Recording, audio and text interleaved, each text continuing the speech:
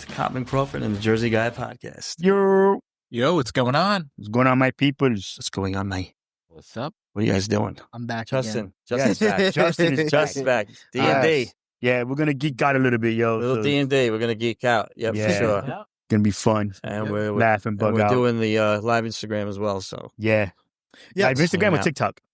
TikTok. Live I'm sorry. Live. Sorry. Bro, that's it. Now we're gonna Which get way did he banned. go? Cut off now. already. Jeez, Already starting. Holy So, free, like, holy. they heard it. It was like the Yeah. algorithm heard Yeah, it. yeah, right? Fuck that guy. Take your He meds? messed it up. I took, Yeah, he I took my meds. You taking me? I Yeah. did. That Well, is too fun. Remember when we had him here last time? He said he was going to make characters for us and Oh, right, for D&D. for D&D. right. So now that's Yes. we're at part 2 of D&D. Yeah. Yeah. Now So we start to be part of the. yeah, I did my due diligence, and I slightly painstakingly made like 10 characters. Wow. Nice. And Wow. I also, just for funsies, I also made 3D models of every single character for you Sweet. guys to check That's out. awesome. So I did also add a little game to this kind of. So I'm going to show you guys each character and a little bit of what they're about. And then I'm going to have you all pick a character that you like the most. And I'll show you what a player character sheet looks like for that character. Oh, sweet. So you can see kind of like how their vibe and aesthetic actually fits into the hard stats of the character. Gotcha. The other fun thing that I added in there, I'm sorry I didn't bring a bonus prize for this, but there are 2 characters amongst these characters, one of which is mine and one of which is Aaron's. If anybody figures that out, good on you. Nice. So, Nice. figured I would start with a little bit about like character identity and how your stats sort of embolden the type of character that you're going for. So you'll see that when we get to the character sheets, but I also I did my due diligence to make all of these characters as expressive as possible as far as like how far you can go with character creation in D&D is Okay. actually pretty awesome. And there's also a little bit of some homebrew stuff in here.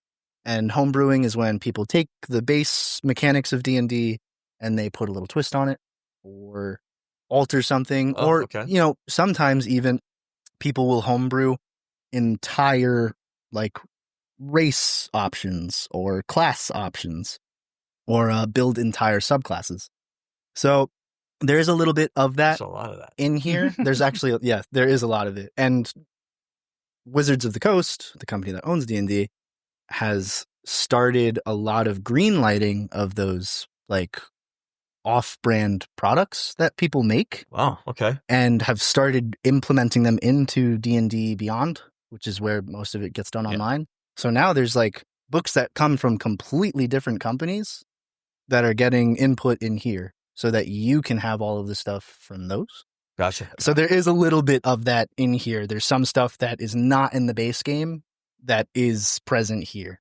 So now I'm going to go through every single character and let you guys kind of have a look at each one. And then hopefully we can get these for the audience too at some point. Yeah. And yeah. So first character, let me see if I can't get my brightness up a little bit. Sorry. So yeah. So Maybe. watching, we are talking about Dungeons and Dragons. Yeah. Checking out characters right now. Yeah, we're about to get into the characters right now. The very first one that I figured I'd show you guys is one of the sort of blended characters with a little bit of homebrew. This is a half-orc barbarian. Wow. I did make the full 3D renders for these. We all have an idea in our mind of what an orc should look like, Right. especially a barbarian orc. What I did here is this character is made off of a homebrew that is half orc, half Azamar. And Azamar is an interesting race they're pale and they're like adjacent to angels, almost like a demi-angel. Okay. So he's a half orc, half Azamar barbarian. These guys are typically very high constitution stats for their health and very high strength stats. Obviously, they want to be able to hit as hard as possible. Right. And they often will try and be a tank or an aggressor. So very much a front line, take all the hits so that all of your less constitution heavy people can do what they need to do without And move dying. through. So that's for- the orc. Well, anybody who's watching too, when we put this up on YouTube, we're gonna have the characters and stuff. Yeah. Put them on so everybody can see where we're at. happily- Right. Yeah. Happily Yeah. make this We'll available get so that you guys can see Yeah, exactly what's happening. So what else you got? We'll get So- stuff on there. Yes. Yeah, that's our first guy. And when we go into whoever you guys decide to pick, I'll talk a little bit more about exactly what their class is and what their subclass Okay. is. Next, I have a dwarven cleric. That's you, bro. Dwarven cleric. Now, clerics are interesting because they get a lot of really nice benefits. They are spellcasters See? that have the ability to use heavy armor, which Right. not every class gets. Almost none of them do. So they're heavy armor users. They are weapon users, but they're typically not very good at it. There are exceptions in cleric. Some of the subclasses for cleric are actually really good at weapons, and it's more focused on that Right. aspect. But the takeaway there is that they usually have less spells or less effective spells. Okay. So this is the cleric, fun guy. They are, again, heavy armor users. They are weapon users. For him, because he's a Right. dwarf, I went with a big hammer. Right. So that's your guy. Next up, we have this is an example of a few things. This is a goblin druid cleric. Okay. So again, homebrew style of goblin called Vrel, which are like deep goblins. They live in the Underdark, which is there's basically a whole nother subterranean world Okay. in Faerun, which is the main setting for D&D. And down in the Underdark, there is a bunch of like deep versions of a couple of races. So for elves, you have drow, which are like dark elves. Gnomes, you have deep gnomes. For dwarves, you have, I'm forgetting the name for them, but there is a deep version of dwarves too. And most of them are like purple skin, Right. white hair, like sort of alien in a way. What are their This- powers? I'm sorry. Sorry, what was that? What are their powers? This is a druid and a cleric. So it's multi-class, which Okay. is also something that you can do. Every time a character levels up, you don't have to continue to take levels in that class. Oh, okay. You can decide to just split it Got into it. a multi-class.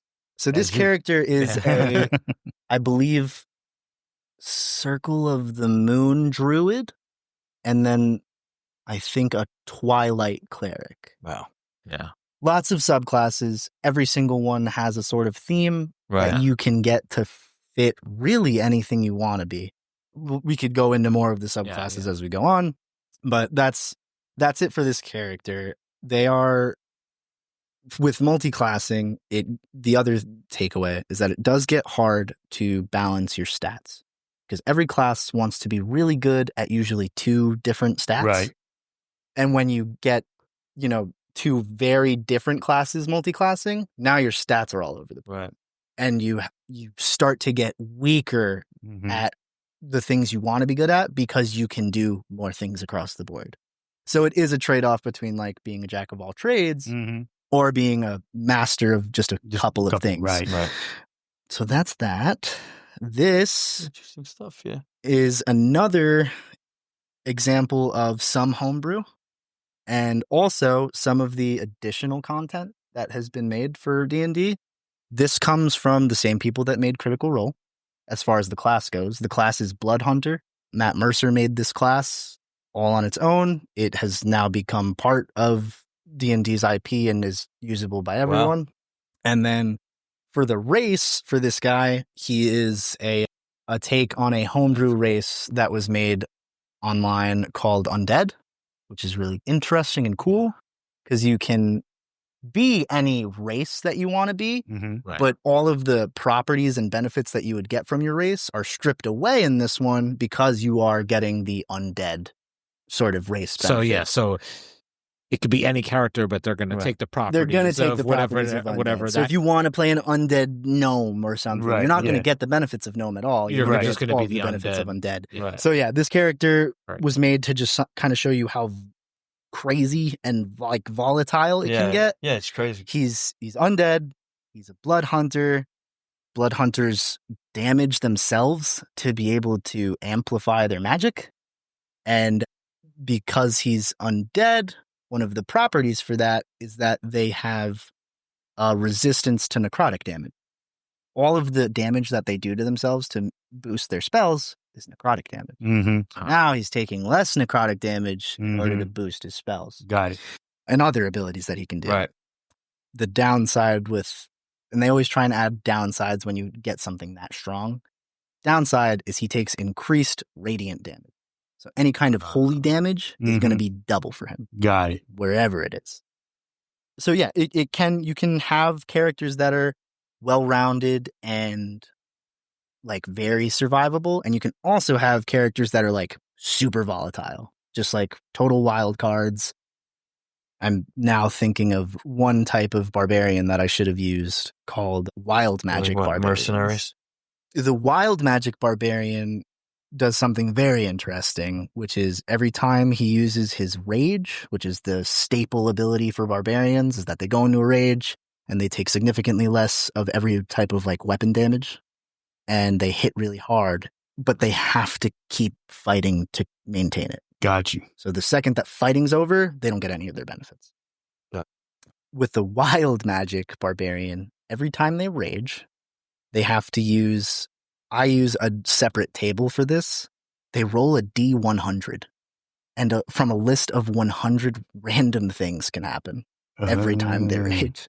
And it can be things that are awesome, like your speed is doubled. Right. Or it can be things like a fireball is cast right on where you are. You know? Yeah. So, or the table that I use is a D100 table, and there's one where it's like you turn into a potted flower for like 5 turns. That Wow. sucks.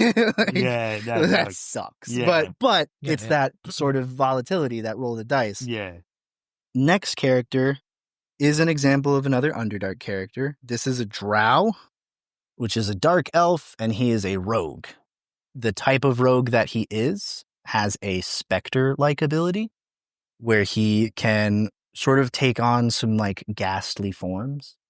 And obviously with the rogue, the theme is being this highly dexterous, highly stealthy sort of character, Right. which boosted by this subclass only makes him better. Right. He's going through walls now on top of being an incredibly sneaky guy. Rogues are typically entirely martial classes, so there's no spellcasting here. Mm-hmm. Exceptions being stuff like this subclass, where he's getting some sort of ghastly like abilities, and also I think a couple of spells. Mm-hmm. The next guy we have is a human clockwork wizard. So for wizards, obviously their biggest thing is going to be intelligence, Right. right? And the intelligence stat is what boosts all of their magic abilities. That one's you. Yeah. That's me. Wizards have like typically the most spell slots, Right. so and also the most spells available to them. Okay. How was that one his, man? Because he's the spellcaster. He's the one. He's the well, not the articulate so much, but he's the one who does all the research. He's the one that does all that smart. Like, he's like, Doesn't work out like that, man. No, I think that's me actually. Yeah. I think I'm the intelligent Let's guy. continue on.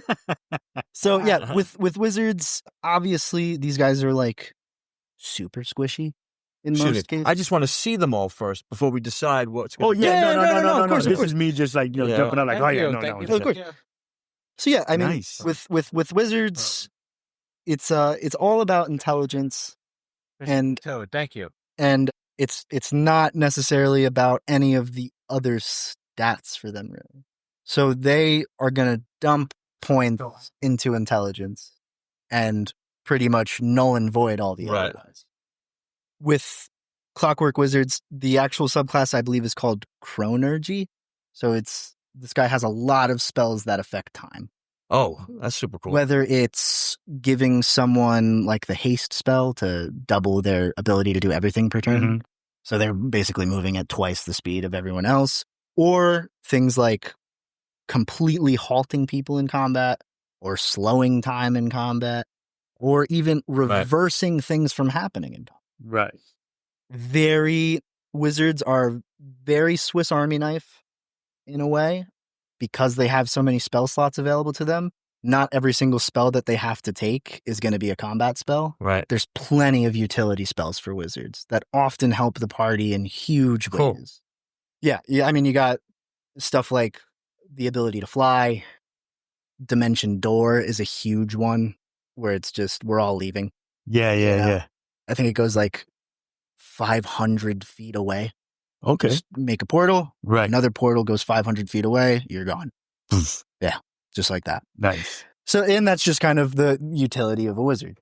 Obviously, the trade-off is that in combat, you have to protect them because they're going to die. If anyone gets up in a wizard's face, he's done. You will watch normally a whole table hold their breath because if this guy dies, there goes half our damage. You know what I mean? Right. So that wizard is a great example of like just the volatility that you can find in a base class, right? Even at its most basic level, just the class alone is scary to play because bad things can happen to them quickly. Alrighty. Next one. Duelist Fighter. So fighter class is obviously Swordsman, exactly what it sounds like, right? Yeah. Fully martial class. These guys in almost every single subclass for them have no spellcasting.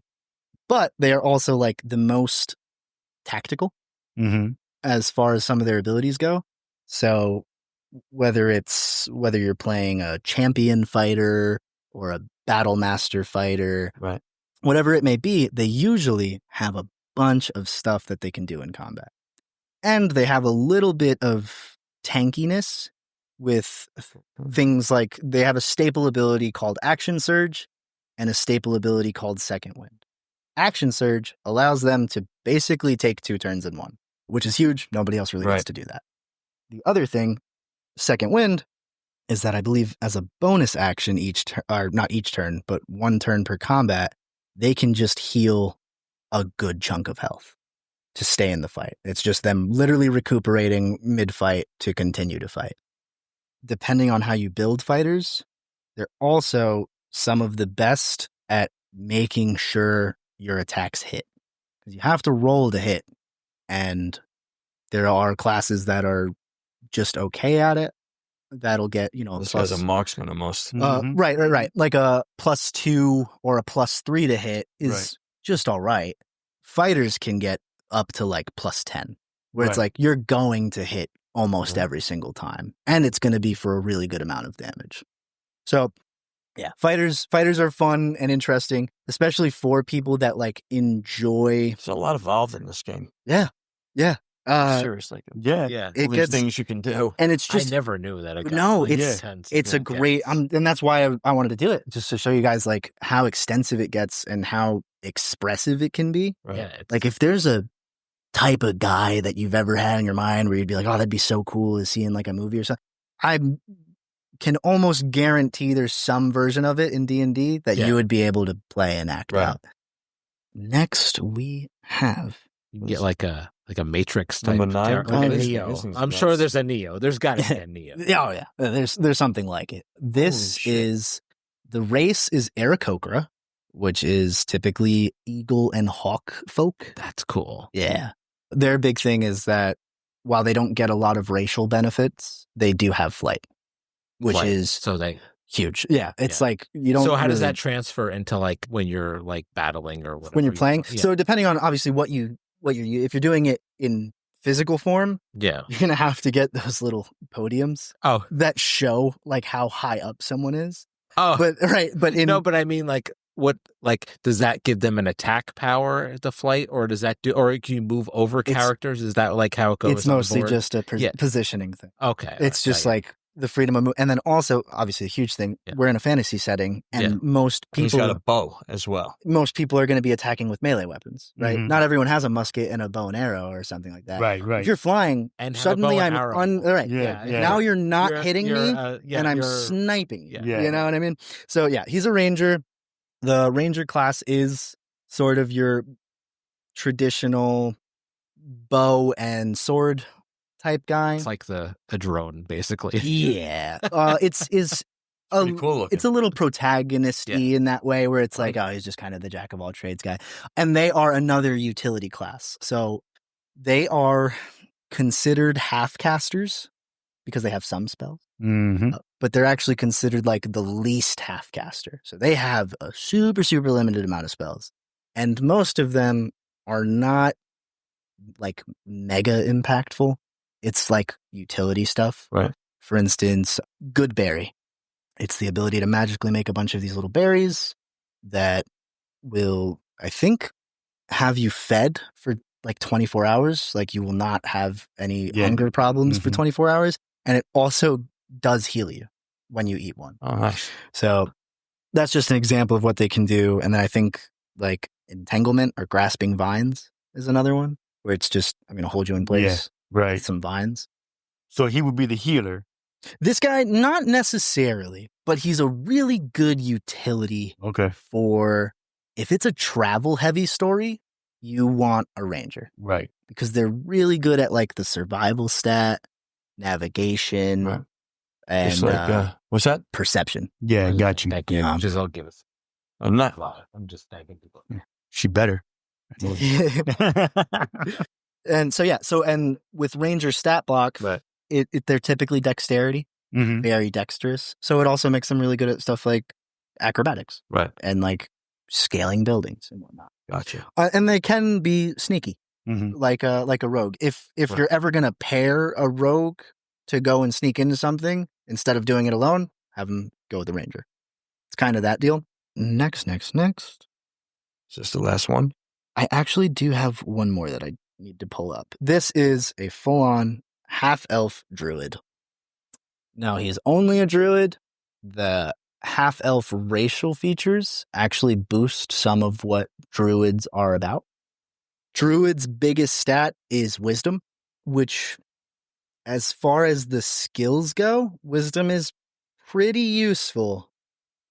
Every single base stat that's in the game boosts all of the skills that are used to do things. Got it. With wisdom, you get things like really high insight and really high, I think, animal handling. Because the skill sets gets really thorough because you need to be able to roll for the things you want to do. Right. And that has to be reflected in what the character's supposed to be. So for them, insight, druids supposed to be your sort of like sage, seer, wise. If somebody's lying and I want to roll an insight check and I'm really good at it, probably going to be able to tell if they're lying or not. Okay. And there's also really fun things that happen betwixt players. If, let's say I was a player and you were a player and you were playing a druid and you're really, really wise. So, and I had something that I needed to lie to you about for some reason. I could choose to roll either my persuasion or my deception, but for my table personally, the player does not have to say which one they're rolling, so that the other player doesn't know if they're lying. Just, I need you to roll either persuasion or deception. You make your roll. Don't say which one it is versus his insight. So there's fun stuff like that that can happen, and that's why like the way that stats affect skills is super fun as far as the storytelling and role play part of it goes, because that's where the character identity really shines, right? So like if we're in a murder mystery, I'm sending the ranger into the house because his investigation's probably really high. I'm going to send him in along a wizard because their investigation's really high. There was one more in here I did want to get for you guys. Where on earth did it go? I might have not saved it. It was probably my favorite one too. That's great. It was it's called a Githyanki, and yeah, so Gith got brought into D&D in I think like 3rd edition or 4th edition years back. There is multiple planes of existence. I know we talked about this last time. Mm-hmm. One of those planes is called the astral plane, and it is like a space-like plane. I believe the air is breathable everywhere, but it is a plane that is like the void of space. Right. They come from there. They are like a really fun blend of if a goblin and an elf were to be clashed together. So they look like elves. They're typically supposed to be like really lanky and have a lot of goblin features. So like green skin, some partial scaling, forked ears, stuff like that. And they're also like, there's descriptions for every race. They're supposed to be like really straightforward and aggressive.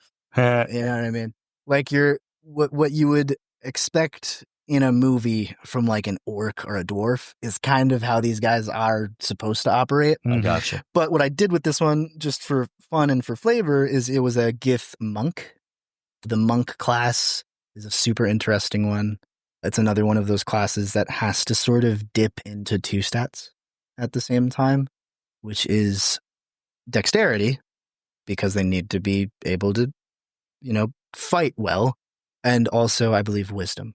Wisdom is the other one for monks. And the cool thing about monks is that the more you dip into one stat or the other, the better or worse you're going to be at one half of the monk or the other. Of course. So for him, he was a way of the astral self monk. A lot of super interesting abilities for them as they get higher levels, but they do have like a sort of like soul projection type vibe going on. Okay. Yeah. And they can do like a lot of transcendent type magic. So for that subclass, obviously better bet is probably to go wisdom because it's more magic based than some of the other monks. Right. But there's also monks that are like, there's like a drunken fist one where it's like, that one's actually kind of hard because you want strength, you want dex, and you want constitution because they are drunk as hell. You know, so they have to kind of like fight with themselves to be good at combat. Yep. So it's not the easiest thing to do, and they make it so that all of these different classes and subclasses that you can play are more or less player choice as far as how hard you want it. Right. Some people argue like, oh, like this is way overpowered. Like if an experienced player picks up this type of character, they're just gonna annihilate through everything. Right. And it's gonna be a problem. And this is, sort of the discourse that happens around some types of characters that you can play. Like people say that playing a human is kind of like cheatsy. Yeah. It's kind of cheap because one, it's boring. You're already a human. Right. Be something else. But also, part of the racial feature for humans is that they get a free feat. And the feats are these like full-on extra abilities that can get put on any class or character, but they don't come up very often as far as leveling up goes. So I think you can, most of the time, as you level up, you actually get a choice between putting points in the stats or taking a feat from the list of feats. There's all kinds of stuff. And the feats really can alter the way a character works. For instance, wizards can't even use medium armor. But if I was a wizard and didn't want to boost stats anymore, I could take the heavy armor feat. Got it. Now I'm a wizard in heavy armor. Mm-hmm. So you know what I mean? Like there's ways to balance out the flaws that are in the characters because they are sort of built to not be good at everything. You know, they're built to be good at some things and really bad at others sometimes. Exactly. Yeah, you have that balance. So we go into the picture. Yeah. So now if you want me to pull up another guy specifically that you want to pick, I'll go into sort of what their stat block looks like and how good they are at certain things. So do you want to start with down there? Sure. Yeah, sure. Which guy was Which was the one that you said that I was like? the wizard? The wizard. I want to say the wizard. All right, so the Clockwork Wizard. Let me get Clockwork him Wizard. That was a good movie too. right here. Clockwork Orange. Clockwork. Okay, so for the stat block for the Clockwork Wizard, we have -1 in strength. Damn. All right. That's just strength. -1 in strength. He's like a Palpatine, you know. Yeah. We have. But no, technically, he was a good. Yeah. Anyway, I'm going. Yeah. Yes, I always go Star Wars. It's so- okay. It's okay. Anyway. You gotta go that way. +2 dexterity. Okay. Not Good. bad. +2 constitution to sort of make up for how Okay. bad their hit points are. Right. +4 to intelligence. See? Yeah. +0 in wisdom. So just just neutral. Right. Just neutral, which is better than having a minus. Yeah. And +0 in charisma. So just neutral. As far as his armor class goes, it's only 12 Okay. because that's light armor. Right. So he, again, and this is the problem with wizards, right? Is if someone gets in their face, not only are they super likely to hit them, they also don't have a lot of hit points. Right. So like they're going to get hit a lot if someone's in their face, and it's going to hurt them really bad if they do. They get better hit. have some You strong gotta magic have moves. someone near Right. them, or they Yeah. have to have a way to escape. That's why so many people take with wizards Misty Step. It's a bonus action. I just get to 60 feet away.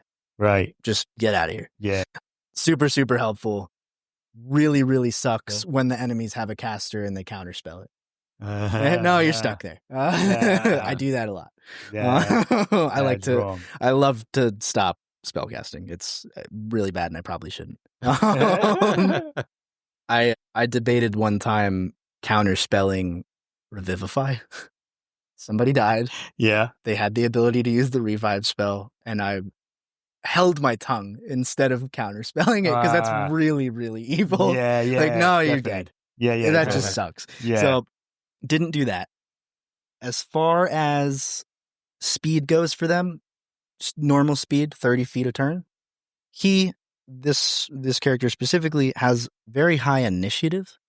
Initiative is how combat starts. Everyone rolls initiative, including all of the bad guys. I would roll the initiative for them, and that determines the order of the turn. Got it. Dexterity is kind of the only thing that affects initiative. So the more dexterous you are, usually the better you are at going first, which makes sense. Quarterstaff is obviously the melee weapon.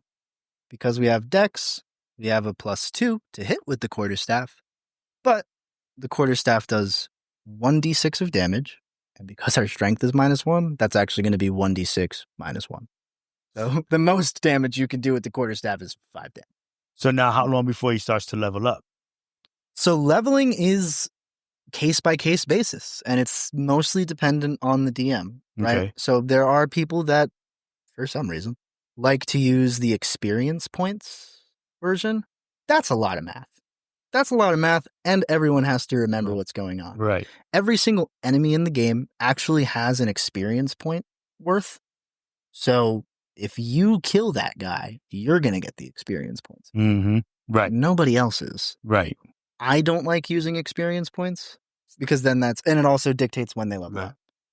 I don't like using that. I like using the milestone route, which is whenever you guys do something profoundly good or complete an objective, I'm going to decide whether or not it's time for you guys to level up. Okay. And depending on how long I think the campaign's going to go, that might be several sessions. You know? We might only level up every 10 or 12 sessions. Right. Or if it's a shorter form one and you want them to experience leveling up, you do, every other session or something. If it's only going to be a 10-session story, right, you got to try and fit the leveling up in there somewhere. So obviously, +2 to hit with the quarterstaff. Not very good. -1 on the damage. Also not very good. For his magic, though, +7 to hit. See? Yeah. Really good. Yeah. Really, really good. Yep. He's going to hit with magic almost all the time. Yep. And as far as spells go, he's got too many. Like an arsenal. Right, An arsenal of spells are in here. Do you have any healing ones for other characters? Or not really? Because there's healers, right? There's different. Clerics. Yeah. Clerics are your they have a lot of this. So wizards support really spells. don't usually do. No, it's mostly combat and utility for wizards. Yeah, yeah. And also a little bit of control. You mean utility, like giving a guy like extra armor or something for like a set, or does it not work like that? No. I'm thinking like RPGs. No, I have a great example. Yeah. We just fought our way up an evil wizard's tower. Yeah. Right? Yeah. Now there's a bunch of orcs at the bottom of the tower trying to level the tower because they know we're at the top. Some people's. We have a wizard who has Featherfall. Oh, so I'm going to cast Featherfall on everyone, and we're just going to glide out of here. Ah. See what I mean? Right. Or even if it's a more knee-jerk moment, let's say there's a bunch of orcs at the bottom of the tower, and they just use bombs. You all have one turn to figure out what you're doing. Wizard, dimension door, we're out. got it. See what I mean? Should we gotta? Nice. So there's your... Yeah, I was trying to figure out the utility. Yeah. You're saying. Yeah. That's your example. I should have just asked that. What are these utilities? Yeah. Stuff like that. But they also do have a little bit of support. So Wizard has shield. Okay. It's a reaction. I'm going to add +5 to your armor class. Yeah. So now anything that might have hit you maybe isn't. And it's good going for a to. certain amount of turns. Or... I believe until that person's next turn, they have +5 to their armor class. So just for one turn. Right. One round. One round.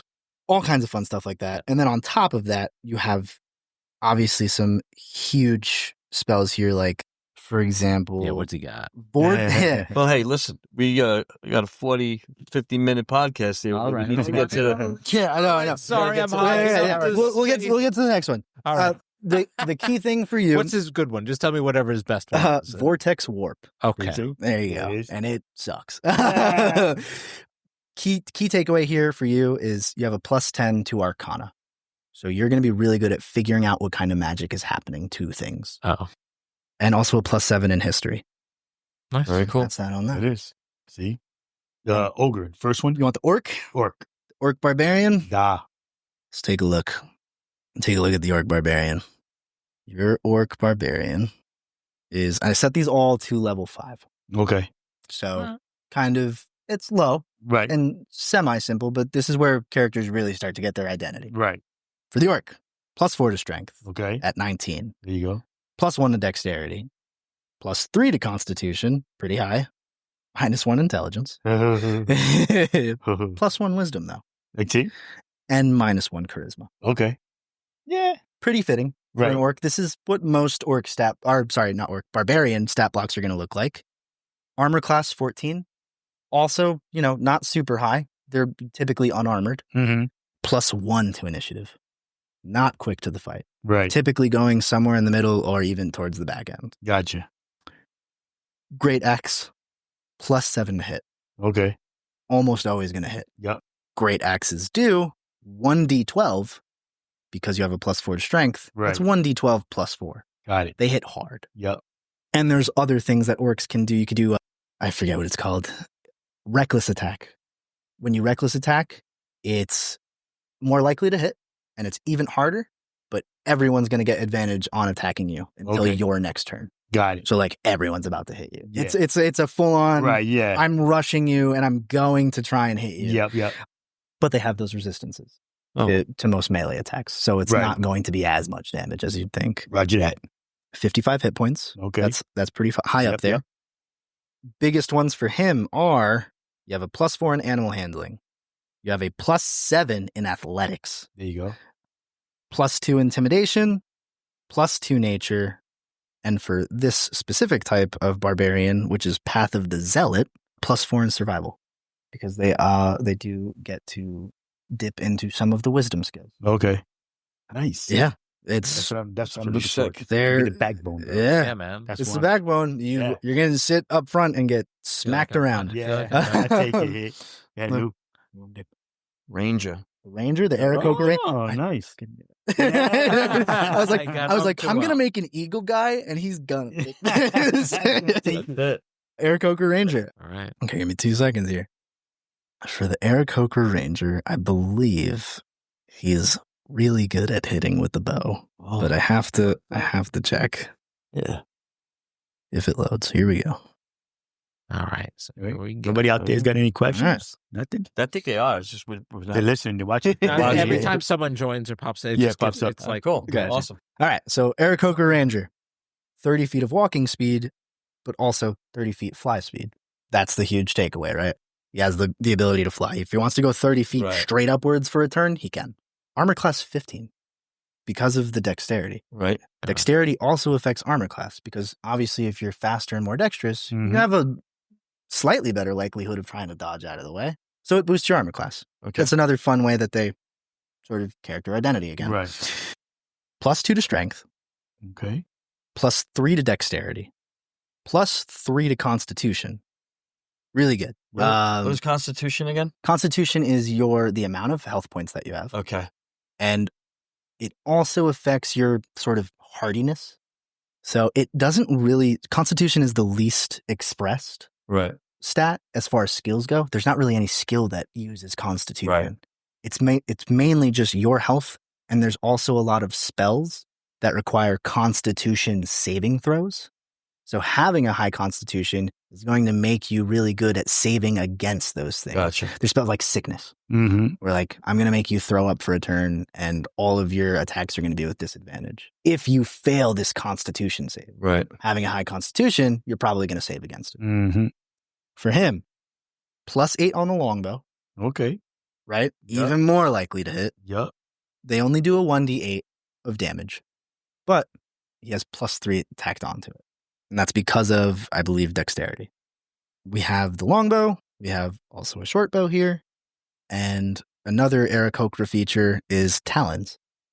They can make a melee attack with talons. Mm-hmm. He specifically, and because the talon is an unarmed strike, it uses your bonuses from strength and dex. Oh, nice. So he has a +5 to hit with the talons, which is also super high for an unarmed Mhm. strike. And it does 1d6 +2 slashing damage.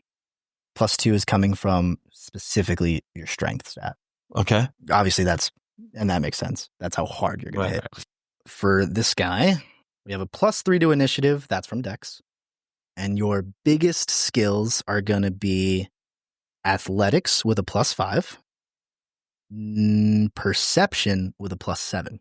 Ooh, nice. Really good at seeing stuff. Yeah. Especially like if it's outside of what should be visible range. Right. Mhm. Yeah. I'll allow like, all right, make a perception check. It's Mhm. like I think visibility is supposed to go out to 200 feet.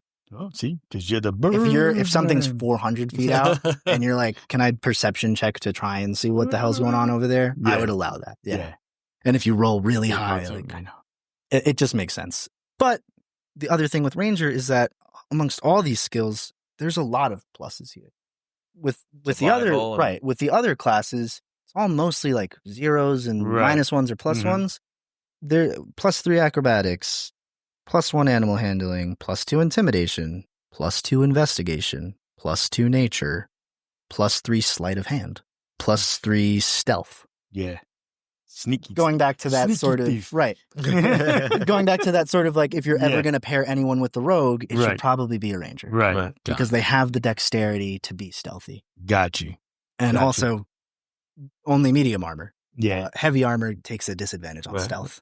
Okay. So So now, the next time you come up, though, We can go to 50 though. no, I'm just saying, though, I'm saying that I was going to say that we got to play one. You know what I mean? I could do a nice, simple little combat where you guys play these characters. Yeah. Yeah. Where I will do my own off-screen time, show Yeah. you guys exactly how to do combat. Yeah. Yeah. Right. And we could easily run combat. Like that would only take 30 minutes, Nice. maybe. I think I'm gonna have to start getting into this. Yeah. Do they, So can you- much, and it's though. online It's just- too, right? Like you Fully can. on, I'm doing Yeah, all of this right Yeah. now. So like, could I?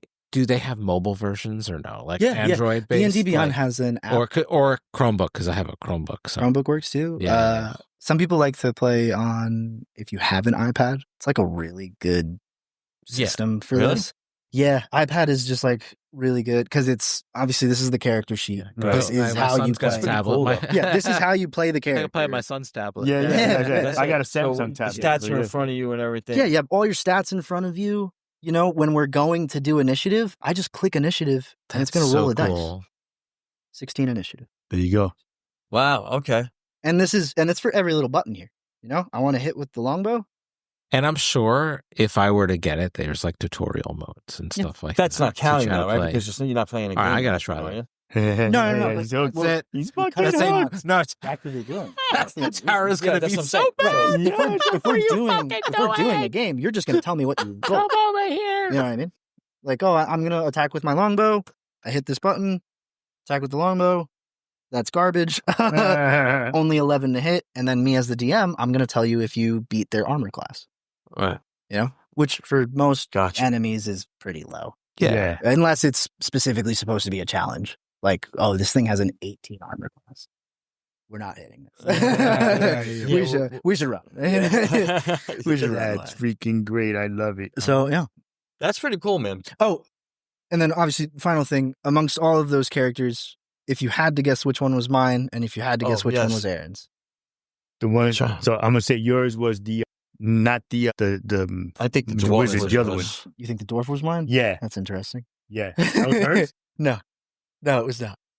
Mine was the undead blood hunter. Really? Oh, Super volatile Ah. character. Yeah. Well, Super volatile. we will hope you're gonna calm down in the game. So I rarely get to play, but my friend Matt decided to start DMing one. We're doing it super sporadically right now. Right. But because for me, I don't ever get to play a character. I want it to be really volatile. I want it to be the most insane that it can be. Okay. So I went with something that's a major dice Yeah, roller. I didn't think you were gonna go that crazy. I think as I said, I thought the Very dwarf. fun character. And then for Aaron, if you Yeah. had to guess which one she Aaron. might have I'm been. trying to remember all of them. Yeah. now. Well, you need me yeah, to pull any of them up again. I certainly can. yeah, yeah. Let's 'cause it hear. was How the- about we just go through? I'll go through every single type Okay. that there was. Yeah, You had the orc barbarian, the dwarven cleric, the Which one is that on the screen? goblin druid cleric. right. That one? That would be Yeah. the one. Yeah, That's okay. hers. She's a goblin druid Yeah. cleric. Yeah. Well, specifically the Yeah. deep goblin. That's That's- great. What's that's you? hers. Which one is you? I was the blood hunter. The blood hunter. The- As I'm saying, the undead blood Sorry. hunter. Undead, yeah. yeah, Yes, you did. yeah, Yep. dude. That's see? crazy, man. Yeah. That's We're funny gonna- that you said cleric. I have I think 20 characters that Yeah. I'm just waiting to Ah, play, all at different levels, depending Right. on what So- someone might want to do. So at that's some the cool point. thing about it too, that you can play At more any than one level. character, mhm. Yeah, you play any character at any level. any level. Gotcha. For instance, in Matt's campaign, we're So it's starting like chess almost in a sense, Yeah, as far as it goes on the battlefield, a little bit, right? and because of the abilities that certain Because you're pieces going to have the ones that do Right. certain things Yeah. to help you get to Yeah, where. very similar. Right. But yeah, for instance, Matt's is we started at level 10, Okay.